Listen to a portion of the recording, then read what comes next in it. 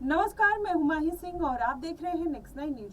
Samajwadi party गठबंधन से अलग होकर अपना दल कमेरावादी की पल्लवी पटेल द्वारा ओवैसी के साथ मिलकर बनाए गए पीडीएम यानी पिछड़ा दलित मुस्लिम न्याय मोर्चा को झटके पर झटका लग रहा है। जी हां, आपको बताएं, न्याय मोर्चा को पहला झटका तब लगा जब ओवैसी ने प्रदेश में अपने सिंबल पर प्रत्याशी खड़े करने से इनकार कर दिया। आपको बता दें, अपना दल कमेरावादी को दूसरा झटका चुनाव चिन्ह को लेकर लगा है।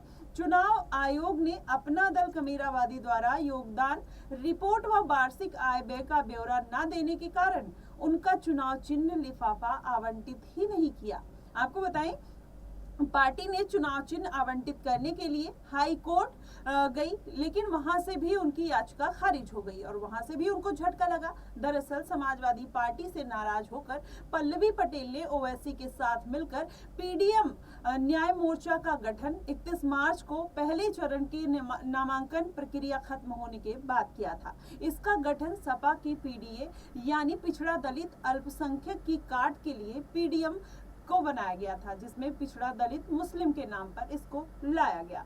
इसमें कुछ और छोटे दलों को भी शामिल किया गया था। पल्लवी पटेल ने यह दावा किया था कि यह मोर्चा लोकसभा चुनाव में भाजपा के साथ ही मुख्य विपक्षी दल सपा को भी घेरेगा और वहीं प्रदेश में नया राजनीतिक विकल्प पेश करेगा। और मोर्चा ने 2 चरणों का नामांकन प्रक्रिया खत्म होने के बाद 13 अप्रैल को 7 सीटों पर प्रत्याशी घोषित किए गए थे। इनमें से बरेली, हाथरस, फिरोजाबाद और रायबरेली, फतेहपुर, भदोही और चंदौली भी शामिल है। आपको बताएं, बरेली के प्रत्याशी रियासत यार खां का पर्चा शुक्रवार को निरस्त हो गया। वहीं चुनाव चिन्ह न मिलने के कारण अब उनका लिफाफा मुक्त चुनाव चिन्ह में आ गया है। ऐसे में पार्टी को हर सीट के लिए चुनाव चिन्ह की मांग करनी पड़ेगी।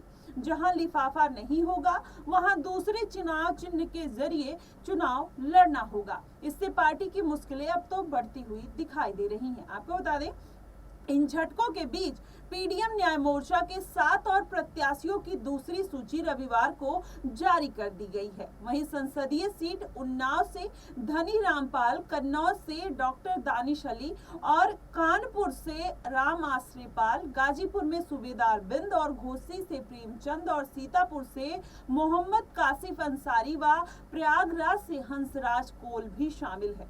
आपको बता दें, जिस तरीके से पल्लवी पटेल ने अखिलेश यादव का साथ छोड़कर ओवैसी का साथ पकड़ा था, अब ऐसे में उनको कोर्ट से भी, लोक चुनाव आयोग से भी और आप देख लीजिए अब ओवैसी के साथ भी बड़ा झटका लगता हुआ नजर आ रहा है। अब पल्लवी पटेल के पास बस एक ऑप्शन बचता है कि आने वाले दिनों में या तो अखिलेश के साथ जुड़ जाए या फिर जिस तरीके से कुछ दिन पहले ओवैसी के साथ वो गठबंधन कर चुकी हैं, लेकिन उसके पहले मायावती के साथ उनकी जाने की अटकलें तेज हो गई थी। अब देखना होगा कि पल्लवी पटेल आखिरकार किसके साथ जाती हुई नजर आती हैं। क्या वो मायावती का रास्ता या रुख एक बार फिर से अपना सकती हैं या फिर अखिलेश यादव के साथ गठबंधन में शामिल हो जाएंगी, ये आने वाले दिनों में पता चलेगा। लेकिन ऐसा माना जा रहा है कि अगर पल्लवी पटेल अखिलेश यादव के साथ जाती हैं तो अखिलेश यादव जाहिर तौर पर उनको अपनी पार्टी में जरूर फिर से शामिल करेंगे। अब लेकिन आने वाले दिनों में ये देखना होगा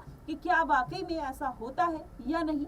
इन सभी चीजों पर आपका क्या मानना है? आप अपनी प्रतिक्रिया हमें कमेंट बॉक्स में जरूर बताइएगा। फिलहाल के लिए बस इतना ही। देश और दुनिया की तमाम खबरों के लिए हमारे साथ बने रहिए नेक्स्ट 9 न्यूज पर।